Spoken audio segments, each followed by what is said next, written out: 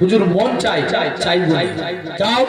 সে আনাস বলে আমি দস্তরখান কোনোদিন পানি দিয়ে ধুতাম না, যখনই ময়লা হতো আগুনে ফেলতাম, আগুন থেকে দস্তরখান তুলে নিতাম, দস্তরখান পরিষ্কার। সাহাবারা বলে আনাস তুমি এই জাদু শিখলে কোথায়?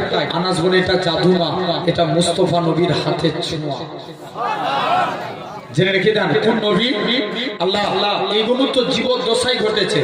নবী একদিন ইস্তেঞ্জা করবে, ইবনে আব্বাসকে ডাকছে, বাবা আব্বাস যাও তো দূরে ওই গাছগুলো আছে, ওই গাছগুলোকে আমি নবী আমার কাছে ডাকো, আমাকে যেন পর্দা করে।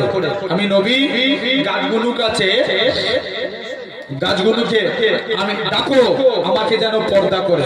আল্লাহ নবী বলছে যাও, চলে যাও। ইবনে আব্বাস গাছের কাছে চলে গেল। মুসলমান ছেলেমেয়েরা, তরুণেরা,